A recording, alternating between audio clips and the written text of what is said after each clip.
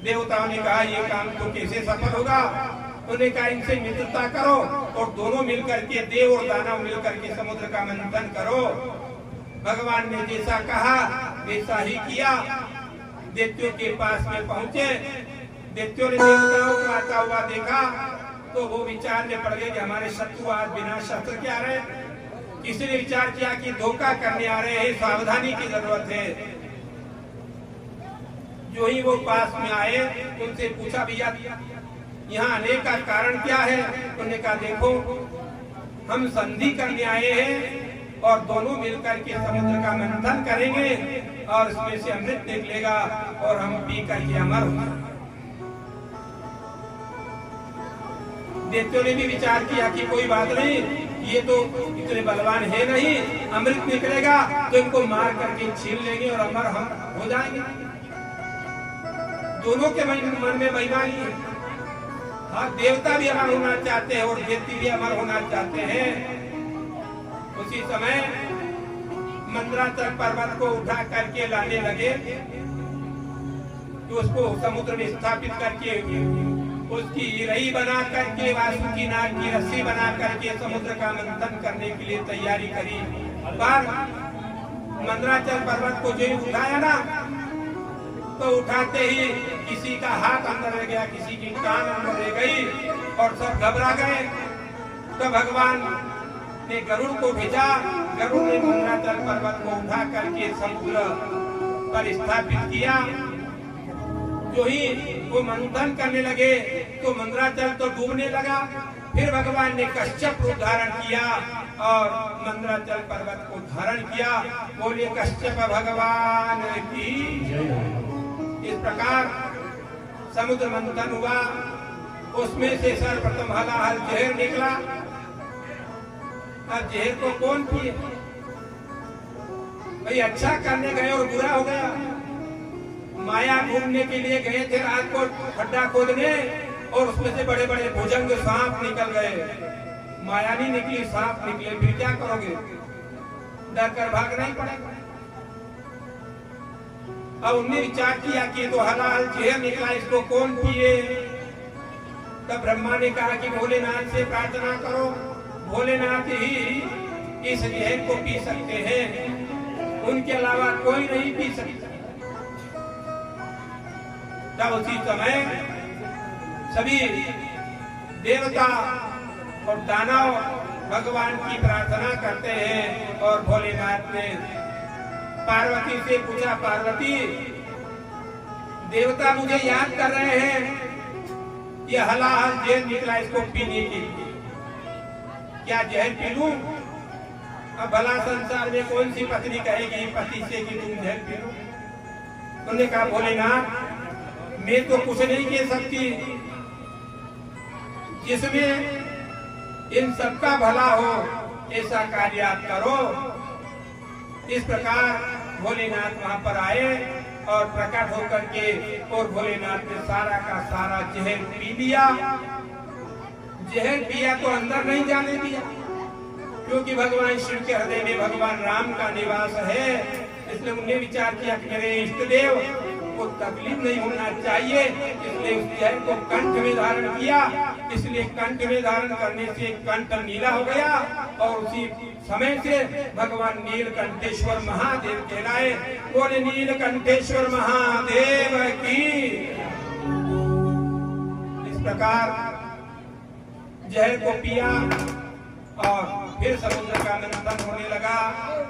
धीरे धीरे उसमें से अनेक कौस्तुभ मणि निकली, कामधेनु गाय निकली, उच्चश्रवा घोड़ा निकला और ऐरावत हाथी निकला। अनेक वहां से मणिया इत्यादि कामधेनु गाय, तो जिसको जो अच्छा लगा उसको उसने ग्रहण कर लिया।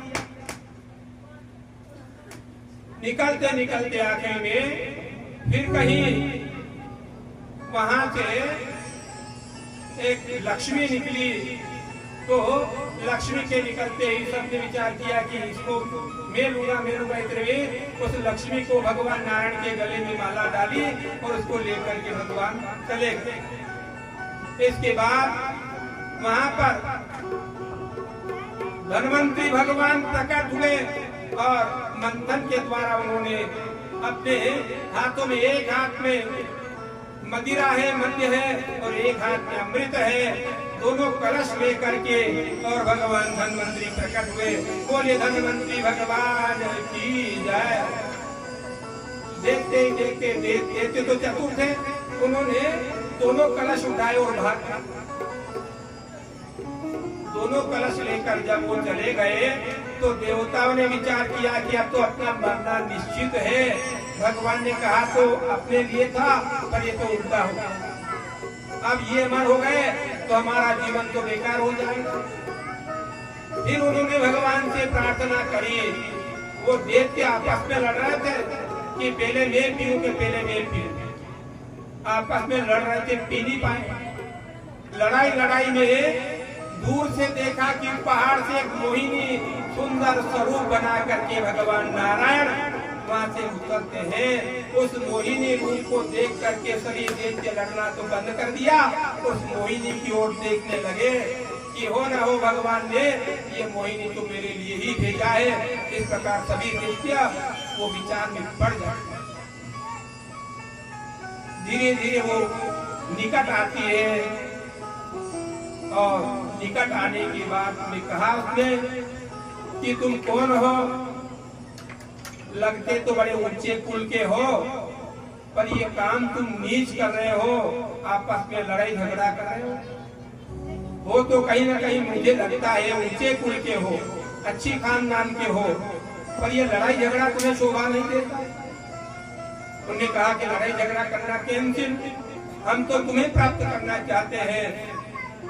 उन्होंने कहा देखो, मुझे अगर प्राप्त करना है तो जैसा मैं कहूँ वैसा करना पड़ेगा। उन्होंने कहा हम स्वीकार करते हैं। उन्होंने कहा तुम पंक्ति लगा करके बैठ जाओ और मेरे हिसाब से मैं बांटूंगा, बीच में हस्तक्षेप मत कर। मेरी बात मानोगे तो मैं तुम्हें पति के रूप में स्वीकार करूंगा। सभी ने उस मोहिनी रूप की बात में आ गए और मध्य का घड़ा और अमृत का घड़ा दे दिया।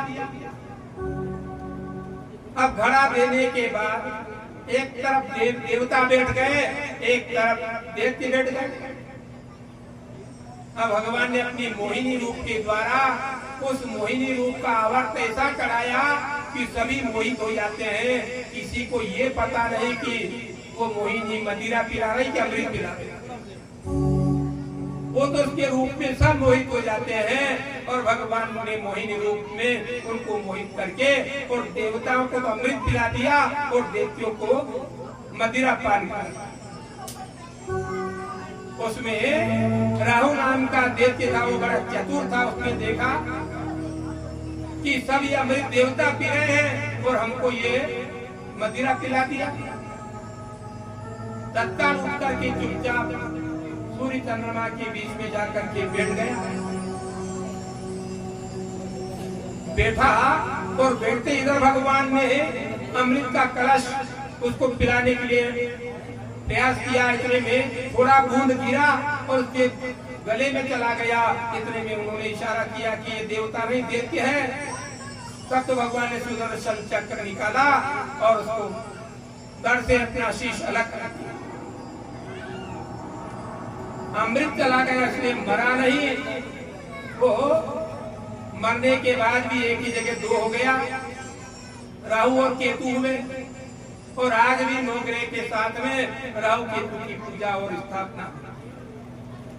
तो इस प्रकार अमृत पीने की वजह से वो दैत्य कुल में होते हुए भी देवताओं के साथ में अमर हो गए और उनकी पूजा होती है। और जब राहु केतु लगते ना तो वक्र गति उल्टे चलते, भले ही देवता की पंक्ति में आ गए तो कहते ना माँ में पूत और प्या में घोड़ा और घना नहीं तो थोड़ा था। कई माता जी के मामा परिवार का अंश शरीर में आता है तो कई खानदान का भी आता है। तो उस खानदान का असर तो था। देवता की पंक्ति में बैठने के बाद भी उनके लक्षण खत्म नहीं हुए। राहु केतु जिसको लगते हैं तो उल्टे चलते हैं, वक्र गति से चलते हैं। इस प्रकार से अमृत पी करके 9 ग्रह बने, 7 ग्रह की जगह 9 ग्रह हो गए और भगवान ने